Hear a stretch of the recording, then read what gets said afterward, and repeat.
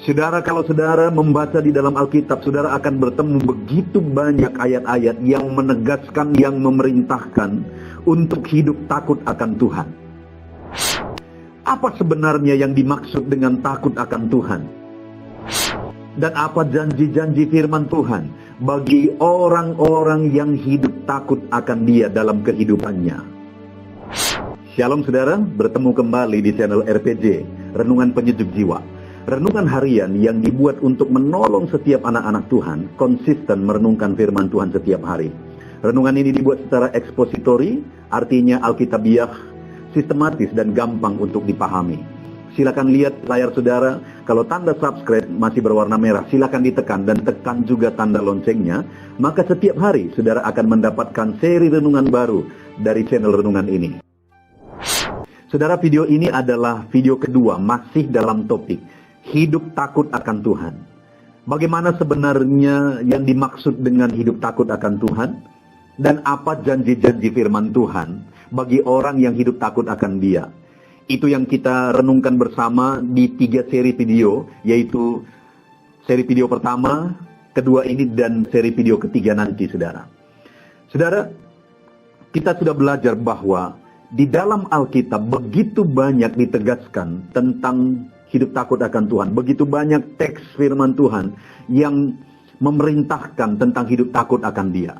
Dan salah satunya yang sudah kita belajar di video pertama adalah dari Mazmur pasal 25. Ini adalah Mazmur Daud, di mana Daud membahas tentang hidup takut akan Dia di dalam pasal ini, di mana 2 aspek yang dibahas oleh Daud. Bagaimana sebenarnya hidup takut akan Dia, dan apa janji firman Tuhan bagi orang yang hidup takut akan Dia.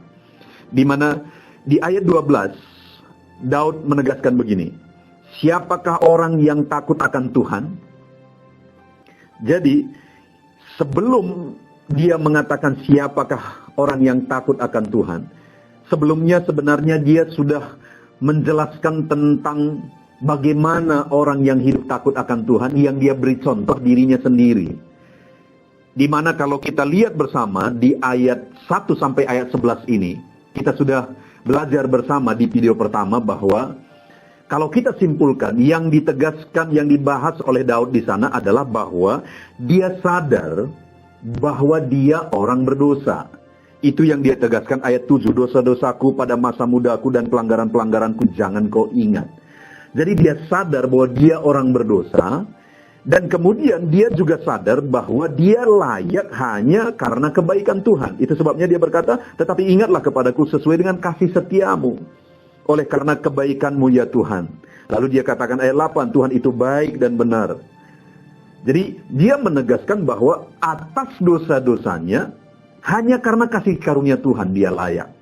Lalu kemudian dia mulai menegaskan juga ayat 10 bahwa segala jalan Tuhan adalah kasih setia bagi orang yang berpegang kepada perjanjiannya dan peringatannya.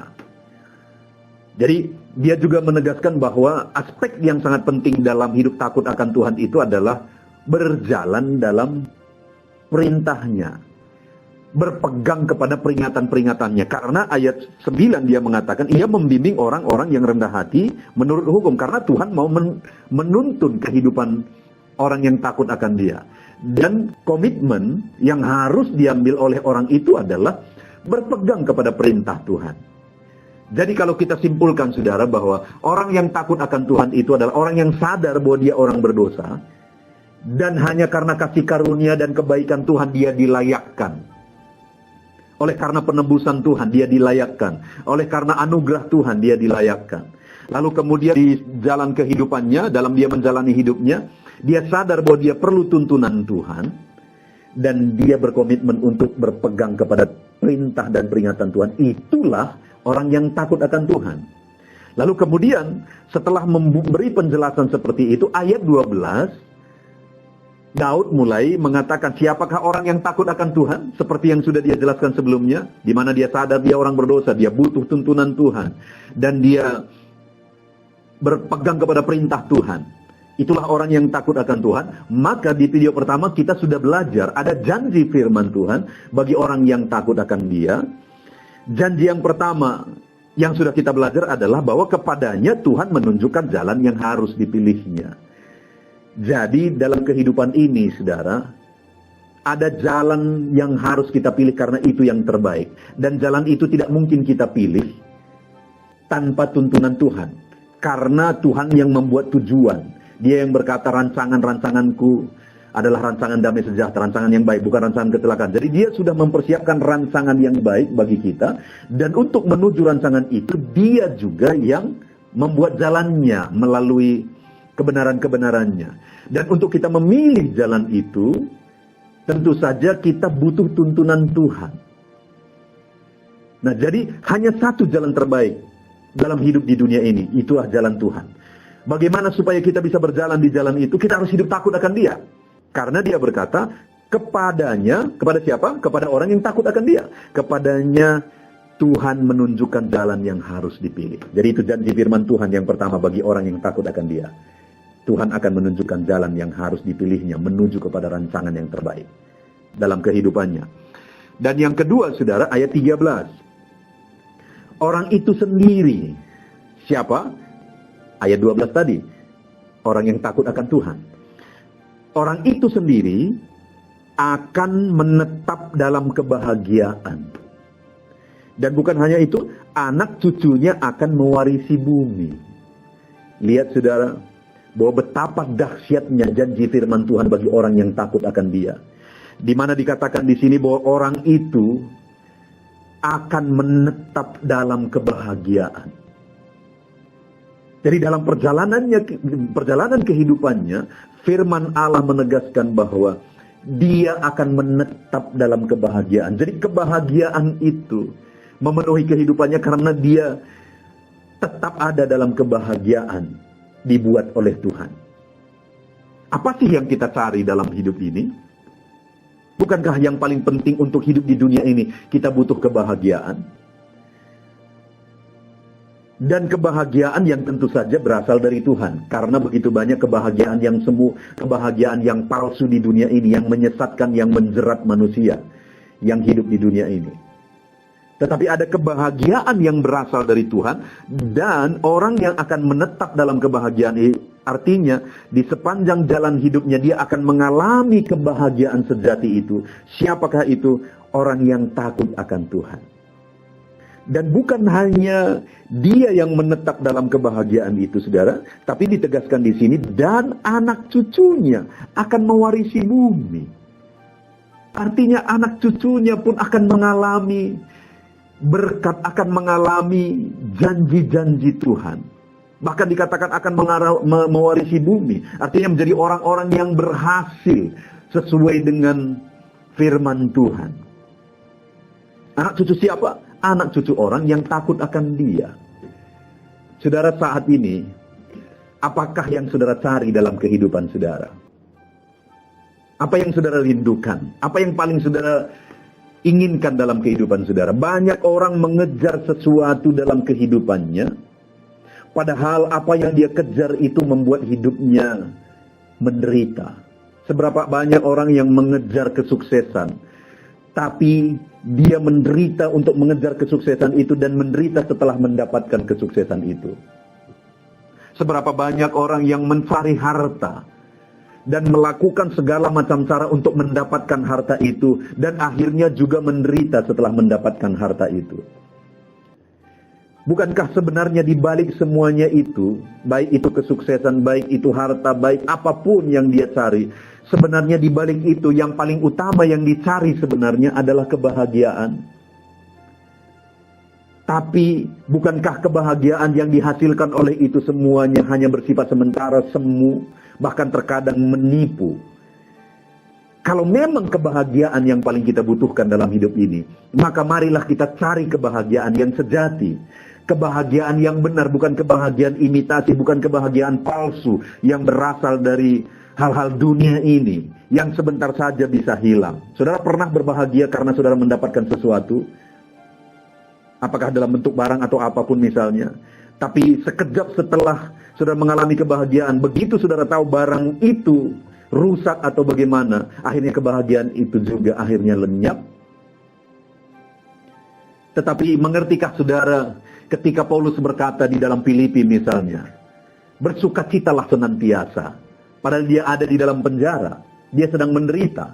Tapi kok dia bisa menasihati orang lain untuk bersukacita senantiasa?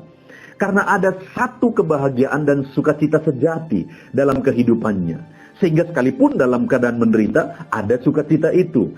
Karena sukacita itu bukan berasal dari dirinya sendiri, bukan berasal dari aspek luar, tapi berasal dari Tuhan yang tinggal di dalam hidupnya, yang mengerjakan sukacita itu. Itulah yang dimaksudkan di sini, saudara. Bukankah itu yang paling kita butuhkan di dunia ini? Sukacita sejati. Kebahagiaan yang sejati. Dan bukan hanya sementara. Tapi karena itu kebahagiaan sejati tidak lekang oleh situasi dan sebagainya. Sehingga itu sebabnya di sini dikatakan bahwa orang itu akan menetap dalam kebahagiaan. Itu ayat 13 tadi. Menetap dalam kebahagiaan. Kenapa bisa? Karena kualitas kebahagiaan itu bukan kualitas yang diberikan oleh dunia. Tetapi kualitas kebahagiaan itu adalah kualitas kebahagiaan sejati yang berasal dari Tuhan. Sehingga terkadang saudara mungkin bisa melihat. Mungkin saudara pernah punya pengalaman. Di mana orang yang ketika dia mengenal Tuhan, dia berkata bahwa sekarang aku mengalami kebahagiaan sekalipun hidupku susah. Kenapa? Karena ada satu kebahagiaan yang dikerjakan oleh Tuhan di sana. Bukankah itu yang saya dan saudara butuhkan? Dan kalau itu yang saya dan saudara butuhkan, untuk kita mengalami itu, hiduplah takut akan Tuhan. Dan bukankah kebahagiaan yang paling bahagia juga adalah melihat anak-anak kita, cucu-cucu kita berhasil? Itu sebabnya dia ditegaskan oleh firman Tuhan ini juga. Orang itu sendiri menetap dalam kebahagiaan dan anak cucunya mewarisi bumi. Artinya anak cucunya berhasil sesuai dengan firman Tuhan. Bukankah itu sesuatu yang membahagiakan? Melihat anak-anak kita, melihat cucu-cucu kita berhasil. Sehingga di masa tua kita pun kita akan tetap dalam kebahagiaan. Sungguh indah, saudara. Hidup orang yang menetap dalam kebahagiaan dan kemudian melihat anak cucunya juga berhasil. Itu kehidupan yang sungguh berbahagia dalam menjalani kehidupan di dunia. Dan siapakah orang yang akan mengalami itu? Sekali lagi, orang yang takut akan Tuhan. Karena ayat 12 kalimat pertama sekali lagi dikatakan, siapakah orang yang takut akan Tuhan? Lalu dijawab, ayat 13, orang itu sendiri akan menetap dalam kebahagiaan dan anak cucunya akan mewarisi bumi. Jadi kalau saudara rindu mengalami kebahagiaan sejati, sehingga hari-hari saudara, perjalanan kehidupan saudara, saudara mengalami kebahagiaan sejati. Yang apapun kondisi yang saudara alami, masih ada kebahagiaan itu dikerjakan oleh Tuhan dari dalam. Lalu kemudian setelah kita tua juga kita akan berbahagia karena melihat anak cucu kita berhasil. Apakah saudara merindukan kehidupan yang seperti itu? Tuhan hanya mengerjakan kebahagiaan sejati. Sampai di masa tuanya dia akan berbahagia melihat anak cucunya berhasil. Dikerjakan oleh Tuhan kepada orang yang takut akan dia. Itu sebabnya hari ini, menentukan perjalanan hidup kita ke depan berbahagia, keputusannya adalah hari ini, saudara. Apakah kita mau hidup takut akan Tuhan? Bagaimana caranya kita hidup takut akan Tuhan? Sadari, kita butuh belas kasihan Tuhan dan segala sesuatu hanya karena oleh belas kasihan Tuhan. Daud, dia sadar betul, dia orang berdosa.